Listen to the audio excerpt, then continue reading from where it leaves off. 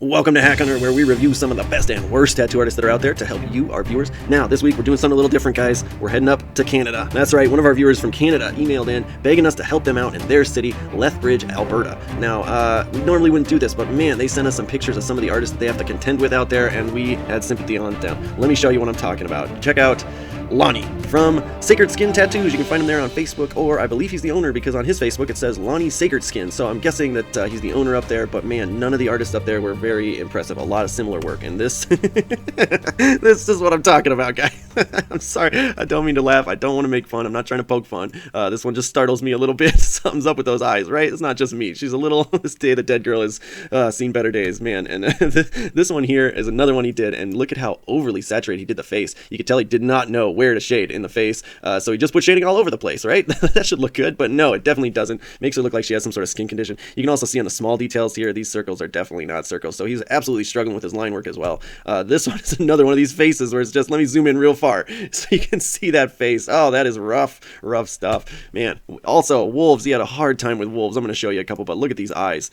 The eyes on his animals were always very, very strange looking. The whiskers too, of course, you know, I always complain about the whiskers. Very simple, just four really long straight whiskers sticking out in black there, really unnatural looking, but also just the black clumpy shading, something I saw throughout his portfolio. He's definitely not that good at soft shading, light, soft gray shading. It's hard to do. It takes time. It's a little bit of a slower process, and I think a lot of artists, they like to whip it in quickly so they can't get that soft gray as well. Here's another wolf where, man, what's up with his eye? Oh my gosh, that's a weird forced perspective on that eye there. Here's another one. This one's not so bad, but he didn't do any whiskers in it, and I don't know, is that a wolf? Is that a wolf? Might be a bear, I don't know, but that's definitely what's wrong with it. It's really, really quickly, cheaply done. He put line work in the hair, gives it that real stringy, kind of unnatural look to it as well, but that's how most of his artwork was, really quickly done stuff.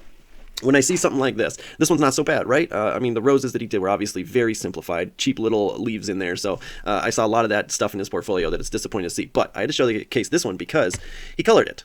So you'd ask yourself, why would somebody shade an entire tattoo only to color it? That is not how tattoos are done. Trust me, I used to work with a guy who would do this exact same thing. He would shade a piece, tell the customer they had to come back to get color at a later time, and they ended up charging him twice as much for something that should have took half as long. And look what the result is. It's not a nice fade to this yellow, it's just muddied up. Same with the pink, it's just muddied up. That is not how tattoos are intended to be done. You don't blend gray wash into your colors. You can blend black in your colors, but not gray wash. So moving on though, this one I had to showcase because look at how cheaply these clouds were done. Thick, bold lines in there, just looks like a bubblegum machine, doesn't it? Just all those bubble clouds popping out there. Again, just overly simplified detail. These stairs are definitely busted up. You would not expect the stairs to heaven to be that busted up.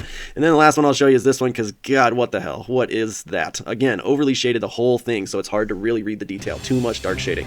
Overall, I think his design work is just a little too rough, and I don't know if all of his clients are expecting it when they come in for it. So he ends up on our hack list. Definitely go check out part number 1, though, guys. We found an amazing artist there in Lethbridge, Alberta.